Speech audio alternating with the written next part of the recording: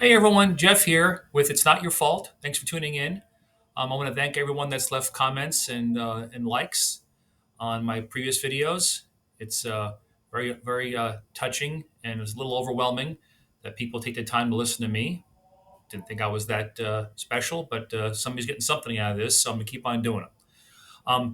Last couple weeks, I've talked a little bit about an introduction to seeking serenity or trying to find some peace in a crazy situation. Definitely not peaceful. We talked about step one last week and covered it pretty much in depth. And I wanted to go further today and cover with step two. And we'll go through all the steps. And intermittently, I might drop other videos about certain subjects that may be different from the steps. And the steps, of course, I'm talking about are the 12 steps of AA, which are applicable to someone that's also seeking serenity for living with or have lived with an alcoholic or addict. My background is in Al-Anon. There are many different paths towards serenity. Mine that I happened to use was Al-Anon. There's also online groups that you can attend to. In my little community here, there's a great option called a place called Favor, which is wonderful. But whatever club in your bag get you to the green is what you need to use. So step two. Step two we'll cover this evening a little bit. Again, I only have 30-minute videos, and I've already rambled on for two. So step two came to believe that a power greater than ourselves can restore us to sanity. Easier said than done. A power greater than ourselves. What is that? Is that your higher power? Is that your inner power? Is that God? Is that spirituality? Is that um, whatever name you happen to put on it? Okay, your higher power. Um, I always think that the best interpretation of what your higher power is if you ever had a really bad day at work or wherever you are, and you just kind of feel like the world's coming down on you, and there's just not a bit of happiness inside you, and you look over, you're at the grocery store or waiting for your ride, and you look over and you see a little baby, and that little baby in a crib or a carriage, and the little baby smiles at you, and immediately everything that you had inside you, all that anger and anxiety and angst just wipes away. You just experienced evidence of a higher power. If a child's smile can make that much of a reaction inside you, what other explanation could it possibly be besides a higher power? Um, no matter what you try and find inside you to help you come to grips with the fact that you're not alone in this. You may feel alone, but you're not alone. When I first started going to Al-Anon, I equated Al-Anon with all alone because it was so close in spelling. Because I figured no one's going through what I'm going through. This is what I'm going through is all unique. These people don't know what they're talking about. They have it easy. They're all smiling, drinking coffee, eating cake and brownies. They don't get it. They're obviously living in a different fantasy land than I am. And that thinking lasted for about 6 to 10 weeks. And then I realized they're just as crazy as I am, crazier. But they have realized that because they have no control over their loved one's addiction, that they should only expend energy and expend mental energy on things they have control over. If you have no control over something, why would you worry about it? Um, I'm not saying you should compartmentalize um, the fact that your loved one is using or has used and is on the wrong path. Um, it's always going to be there. It's always in the background.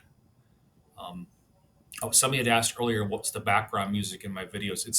It's Gregorian chant is all it is. It kind of gives me peace whenever I'm praying or meditating. So I listen to chant, but that's what that is in the background. So hope it's not too loud. But getting back to your higher power and a power greater than ourselves. If you truly believe that you are alone in this battle, I, I don't know if I have anything for you. I really don't. You have to believe that there's something bigger than you that you can pass this burden over to.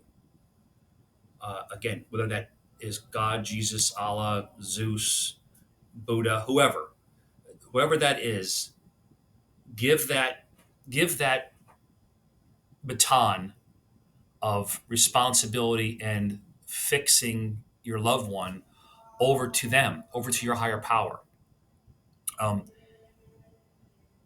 if you truly believe that there is a power greater than ourselves, and I do, um, you will then realize that the only avenue, the only off ramp from your crazy life off to serenity is that that resiliency inside you. Um, that off ramp is towards sanity.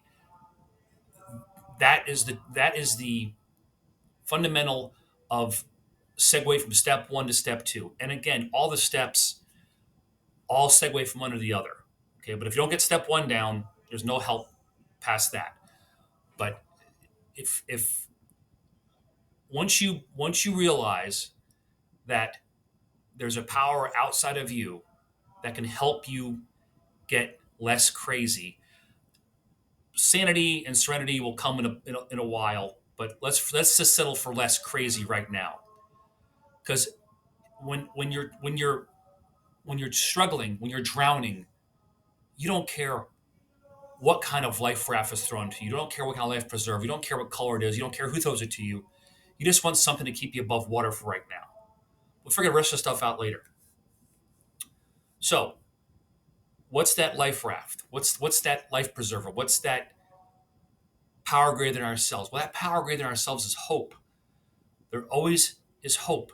No matter what you're going through in life, there's hope. There's always a option. It's never this is it. It's never there's no other place to turn. There's always hope. And when I first started going to Al-Anon, like I said, I used to think these people didn't get that. These people thought that they don't understand that they're dealing with a life or death situation, but they don't. They seem so ambivalent to it because they're so happy. Well, maybe not happy, but they seemed less um, tumultuous inside than I was. Um, so I listened and I kept on coming back, and eventually I realized that these meetings were for me, not to try and fix my loved one's addiction. I started to take a little inventory, personal inventory, which we'll get to later on. Um, and once I started to get like in my finding my rhythm in Al-Anon, in my stepping towards serenity, I started to do programs, and I started to talk at other functions. I would give speeches at or speeches. What's it, the bad word? I would talk at other AA and Al-Anon functions, and I had little fun sometimes. I'd say, if everyone in these rooms think that they're so different from everyone else, let's try a little experiment. And that experiment would be, I say, okay, everyone put their hands up over their head. And they put their hands up over their head. And I say, if I say something that's happened to you in your life, to drop your hands. And I'd say, okay, for instance, has anyone here ever um, had a loved one stolen from you? Has anyone ever had a loved one that lied to you about their addiction? Okay, well, you're two down already. Okay, let's try something else. How about stolen money from you? How about been arrested for DUI, wrecked a car, um, uh, jail? I mean, I feel like I'm flapping my hands here because it's the truth. Is you end up no one is truly in a unique situation. But the one that I always stuck on is, has this disease ever made you doubt your faith, or your loved one ever doubt had they ever doubted their faith because of what they were going through. And that's where this disease wins a lot of times. It lops off and slices off everyone around it because the only focus should be feeding the addiction. So there's no God, there's no mom and dad, there's no there's nothing except the addiction. Because surely if there was a higher power, I wouldn't be doing what I'm doing.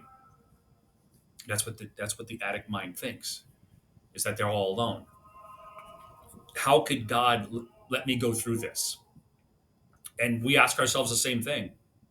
We begin to doubt our faith too. If there was such a thing as a higher power, how would he let me go through this? Well, that's the deal, isn't it? That's the agreement between God and man. He gives us free will. We can choose to do with it what we want. And he's never going to let us not make our own choices. And sadly, a lot of times we make the wrong choices. If our loved ones choose to drink or use, that's their choice. God doesn't will it. A higher power does not will that. It's our choice. Um, I think St. Augustine once said that without him, I can do nothing, and without me, he will do nothing. Kind of sums it up. Our higher power is not going to get in our way of screwing things up. We, I mentioned last week, and somebody made a comment about it, was that we often train people how to treat us. That's true. We tell people through our actions how much they can take advantage of us, how much they can take from us, how much they can use us, how much they can abuse us, as much as we allow it. And these are choices that we make. And our higher power is not going to get in the way of that. Our higher power wills something different for us, but he's never going to go ahead and say, you know what, you're screwing up, let me take over. He'd love us to offer him that. Thy will be done. Give the will over to God and watch how much better your life can be. Again, so much easier said than done because no one runs their life better than we do, right? I mean, we've never had made mistakes. Our life's on smooth sailing from the day we were born, right? Of course not. Um, but when you start to doubt your faith because your loved one's going through such a horrible transgression, almost like being possessed by a demon, and you go, how can he let this happen? He lets it happen because that's the deal. That's free will. If that person ever says in their heart and in their mind and their soul and says, my life has become unmanageable, I'm going to give it all over to God, that's the aha moment. That's when the little light bulb goes off. I'm older than a lot of people watching this, but remember they used to have flash bulbs on camera with flash. That flash that goes off inside an addict or an alcoholic's brain that goes, I can't do this anymore. I need some help. And I I empty myself into you, into their higher power. Don't ever think that what I'm telling you is so easy. It sounds like I'm trying to make it sound easy, than it actually is. But again, a lot. Who's the biggest obstacle to our serenity is ourselves. Their biggest obstacle to their own sobriety is themselves. It's very hard as a human being to give up the power to say I can't do this on my own, especially for a man. And I'm going to say that as a parent, as a husband, as a father, it's difficult for a father, for a husband, for any man to go and say I can't do this on my own because men are supposed to be strong and virile and have all the courage, but it's not the case. Not the case. Or this is we are children sometimes trapped inside a man's body or an adult's body. But don't ever think like that if God doesn't answer your prayers right away, or your higher power doesn't immediately intervene in your life, that there's nothing there.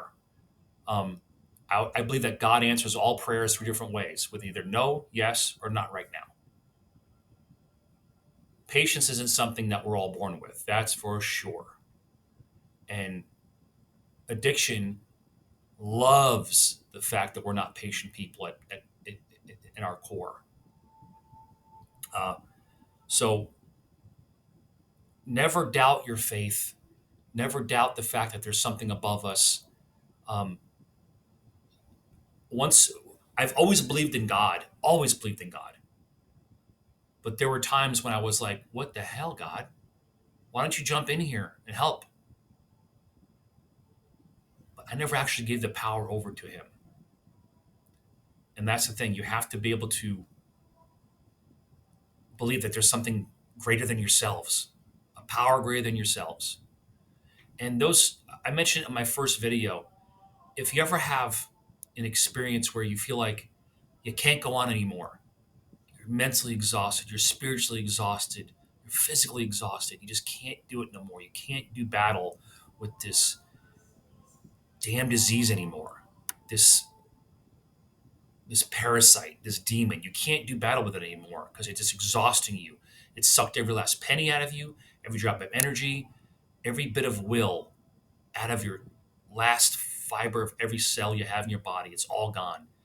And then something happens inside you where you pick yourself up and you go, okay, let me try one more time.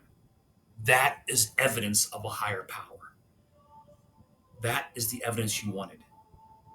Take it, embrace it.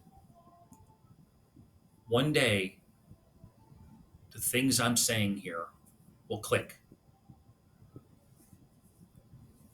Every time I go to my AL-ANON meetings or any meetings, magical things are taking place there.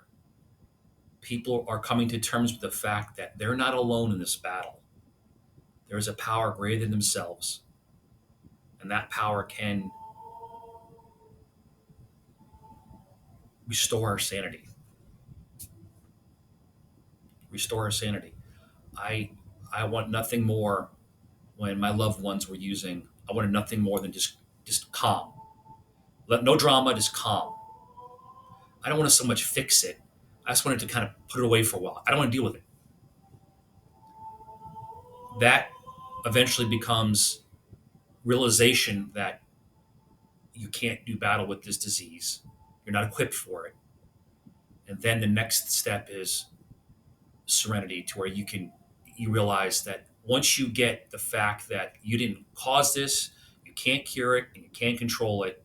Once that realization washes over you like a wave, you go, "Oh, I get it now. I get it now." And that is serenity. That serenity will envelop you like a warm blanket out of the dryer, and you go, "Ah, this is what I've been missing all this time." Just like when the addiction will envelop the loved one with a blanket of lies and try and keep everything away from you, everything away from them, to try and just keep the loved one's addiction going. Your blanket is your higher power. Your higher power put that blanket around you, and there's nothing that can bother you. There's nothing that can attack you. Nothing that can affect you. As long as you keep your higher power close. You got to pray. Got to meditate. Is there any one religion better than the other? No. There's no such thing as this religion better than that religion. And it doesn't have to be about religion. It's a relationship with your higher power, making that connection. Um,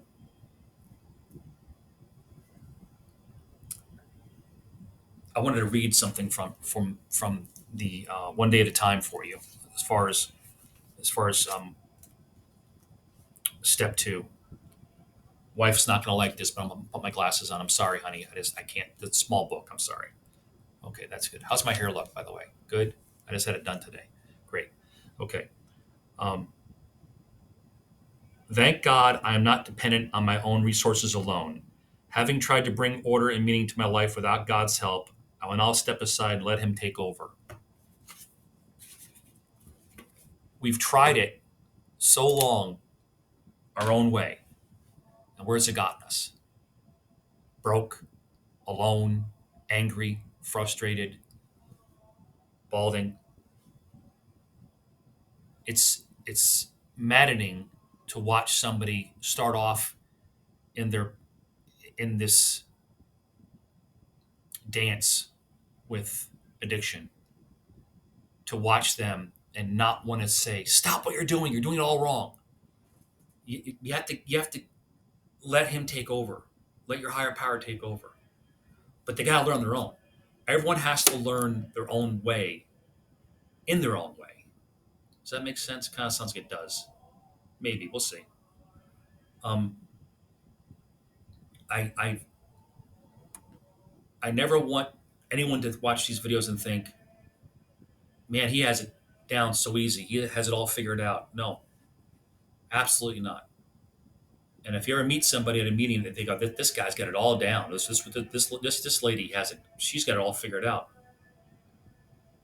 Nope. We just have a support structure in place.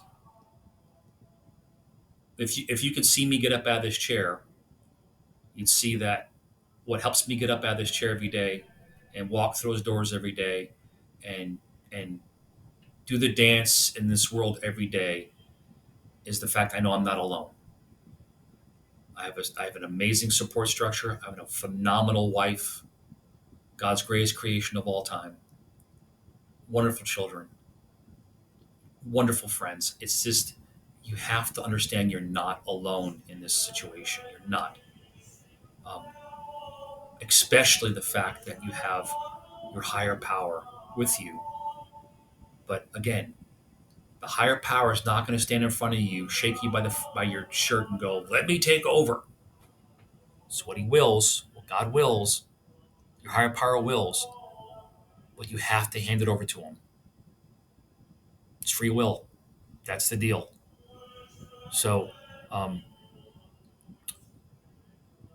let's take a word from our sponsor. A word from our sponsor. Yeah, it's nope, nope, just me, still me. Again, new at this. Uh, these videos aren't edited because I don't know how. I could probably figure it out eventually, but again, it's just I'm not doing this for entertainment value. I'm not doing this for financial gain. I do these. I'm doing these videos only because I feel like if I can talk to a broader audience than 15 or 20 people at a meeting or 100 people at a conference, then it's wonderful. I feel kind of called and moved to do this. So as long as my higher power keeps me pushing to do this, I'm going to keep on doing it. Whether I have no views, no likes, anything, I'm going to keep on doing this because I really feel like if one person tunes in and listens to this and goes, I needed to hear that, then it's all worth it. So say your prayers, meditate, go to your meetings, work your steps, become a sponsor, get a sponsor. But more than anything else, never feel like you're alone because you're not. We're never alone in life. Never. The addiction tries to make your loved one feel like they are alone because no one else wants to help them. Oh, mom or dad won't give me any more money. My brother won't give me a hotel room. It's the addiction tries to make it sound in your brain as if nothing else matters except me because no one else cares about you except me. Because we've tried, everyone's tried to fix the problem. But until that loved one realizes they have an addiction issue, it's pointless. I know people who've spent tens of thousands, hundreds of thousands of dollars putting their loved ones through recovery or or rehab, and they go back out again because they weren't ready. I read somewhere it says that um, the recidivism rate for AA is 7%. Well, the first time someone tries to quit drinking, it's into single digits as far as will they stop long term. But what they don't tell you is that second opportunity back to sobriety, it almost triples. And if they fall off the wagon again, they go back, it quadruples. If you keep on practicing your craft, and in this case, your craft is sobriety, and ours is serenity. If you keep on practicing this craft, eventually you'll get it down to the point where you kind of feel like, all right, I think I know what they've been talking about all this time. So where do we go from here? Well, we try to pick ourselves up, use that power inside us to pull us out of that chair, push us through the day. But remember, lowering your head in prayer is not a sign of weakness. Never, ever believe as an adult that because you ask for help, somehow that makes you weak. What it makes you is smart. What it makes you is logical. When you're dealing with an illogical situation, don't try and apply logic to it. It doesn't make any sense. When you're a square peg being hammered into a round hole, all that pounding alone is not going to help you any. So use your tools that you have at your disposal. And those tools, like I said, are all around you. We have a wonderful group I deal with when I go to my meetings on Monday. It's a phenomenal group of people. And it's going to sound crazy, but I often thank God that my loved ones fell into addiction only for the reason because I found my group and I found some amazing people that are going through the same kind of things I was going through. And they helped me and I helped them. And it made me feel like, I wasn't alone in this whole situation. I wasn't alone. So help is out there. It's everywhere. It's all around us. That higher power is in us. It's around us. It's all over us. It's the breath we take. It's the sun on our backs. It's that warm blanket out of the dryer. Please take advantage of all these benefits you have around you and keep coming back because it works when you work it. My wife loves when I say that. I'm going to sign off for the night. I got to get home. I'll drop a little video next week, next Tuesday. It'll probably be uploaded that night. Be ready for Wednesday. But please, like I said, if you could, leave a like, maybe a thumbs up, tell somebody about us, subscribe to the channel. I've got, I think, 2 subscribers. One's me, one's my wife. And look for, somebody couldn't find the website, the channel the other night. I actually had, look, I got cards made up. And that's the symbol that you want to look for when you look for this, the YouTube channel. It's called It's Not Your Fault. And I'm getting better at this. I hope maybe you guys can appreciate that I'm less nervous. I'm dressed down. I'm more casual today. I'm more relaxed. I'm not wearing any pants. Just kidding. Just kidding. But I just wanted you guys to know that I really appreciate this. It's very cathartic for me as well. And I love you guys. You guys are taking the time to listen to me, and I really appreciate it. So go with God. God bless and keep you. And please say a prayer for the prayerless. Say a prayer for the people no one prays for because they need it. The ones that are most alone because no one cares about them anymore. You can pray for them. Pray for those people because they need it. Everyone needs it. All right. God bless again. Have a good evening, and I'll see you next Tuesday.